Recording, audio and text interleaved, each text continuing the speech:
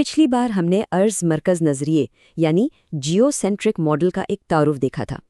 आज हम जरा गहराई में जाएंगे और उस कदीम कायनाती मॉडल की सबसे बड़ी पहेली को समझने की कोशिश करेंगे कि आखिर अगर ज़मीन ही कायनात का मरकज़ थी तो सैयारों की हरकत इतनी अजीबो-गरीब क्यों दिखाई देती थी।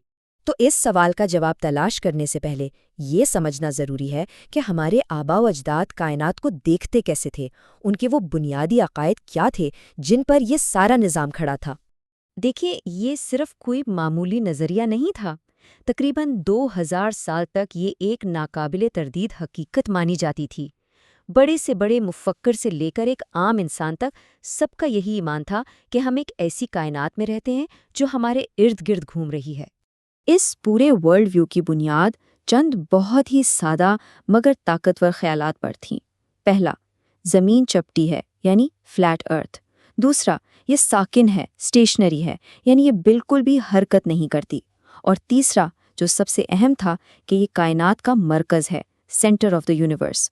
और जाहिर है इसीलिए सूरज, चांद और बाकी तमाम सयारे इसके गिर्द चक्कर लगाते हैं। लेकिन उस सादा से और खूबसूरत मॉडल में एक बहुत बड़ा मसला था, एक ऐसा मुशाहिदा जो इस नज़रिए में कहीं भी फिट नहीं बैठ रहा था, और वो थी आवारा सितारों की पहेली। ये सवाल कदीम माहिरीन फल्कियात के लिए एक बहुत बड़ी परेशानी था। वो सोचते थे कि अगर तमाम सैयारे आसमान पर एक ही सिमत में बिल्कुल परफेक्ट दायरों में सफ़र करते हैं, तो फिर ऐसा क्यों होता है कि कभी-कभी वो अपनी रफ्तार आहिस्ता कर लेते हैं, फिर रुकते हैं और कुछ वक्त के लिए उल्टा चलने लगते हैं।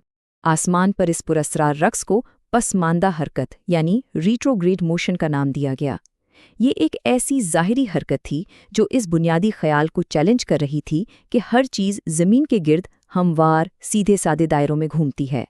तो इस मुश्किल मसले को हल करने के लिए कदीम मुफक्किरीन ने एक बहुत ही शानदार और पेचीदा रियाजियाती हल निकाला। उन्होंने कायनात को पहियों के अंदर पहियों का एक निज़ाम बनाकर पेश किया। बतलिमुस के इस ज़हीन तसव्वुर को समझने के लिए आइए इसे मरहलेवार देखते हैं। तो स्टेप 1, हर सैयारा एक छोटे पहिए पर चलता है जिसे एपीसाइकिल कहते हैं। स्टेप 2, ये छोटा पहिया यानी एपीसाइकिल खुद एक बहुत बड़े पहिए पर चलता है जिसे डिफरेंट कहा जाता है। और आखिर में स्टेप 3, ये बड़ा पहिया यानी डिफरेंट ज़मीन के गिर्द घूमता है।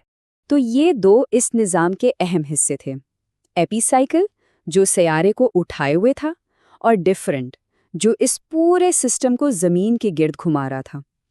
इन दोनों हरकतों को मिलाकर उस दौर के माहिरीन फल्कियात आसमान पर सैयारों की इस पेचीदा आगे पीछे वाली हरकत की वजाहत कर सकते थे।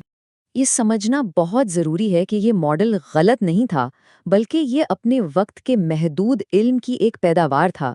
असल में ये एक शानदार कामयाबी थी, क्योंकि ये उस वक्त के मुशाहिदात से बिल्कुल ठीक मैच करता था और इसकी बुनियाद पर मुस्तकबिल की पेशगोइयां भी की जा सकती थीं। ये अपने दौर की बेहतरीन साइंस थी जो महदूद डेटा के साथ काम कर रही थी।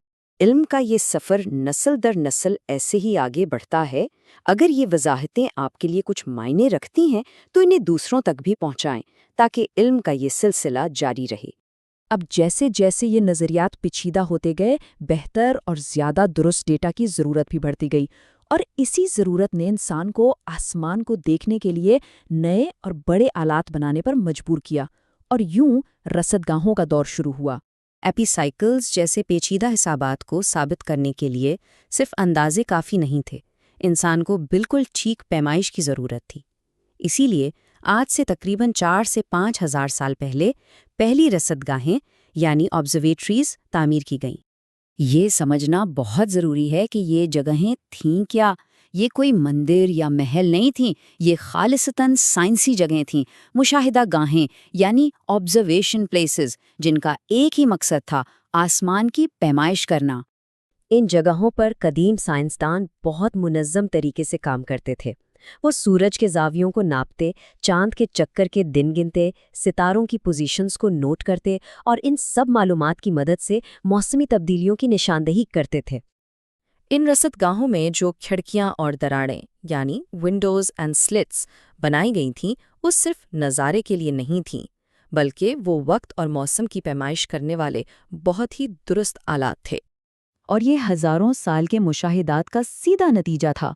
تقریباً 5000 سال پہلے آسمانی چکروں کا مشاہدہ شروع ہوا، جس سے موسموں کی پہچان ممکن ہوئی، اور آخر کار آج سے تقریباً 3000 سال پہلے اسی ساری معلومات نے پہلے باقاعدہ کیلنڈرز کو جنم دیا۔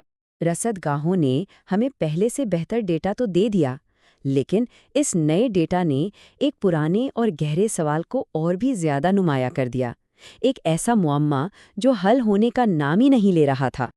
اتنی ساری ذہانت کے باوجود ایک سوال تھا جو خاموشی سے گونج رہا تھا، کہ اگر کائنات اتنی سادہ ہے کہ ہر چیز زمین کے گرد گھومتی ہے، تو پھر اس کی وضاحت کے لیے اتنا پیچیدہ حساب کیوں ضروری ہے؟ یہ ایپی ماڈل کی اپنی پیچیدگی ہی تھی جو ایک دن اس کے زوال کا سبب بننے والی تھی۔ اور یہی وہ سوال ہے جو ہماری اگلی قسط کی بنیاد بنے گا، کیونکہ سائنس کی تاریخ میں اکثر ایسا ہوتا ہے کہ جب کوئی نظریہ بہت زیادہ پیچیدہ ہو جائے تو یہ اس بات کی نشانی ہوتا ہے کہ ایک بالکل نیا اور زیادہ سادہ جواب سامنے آنے والا ہے۔ یہ تھا فزکس کے ارتقاء کا دوسرا باب۔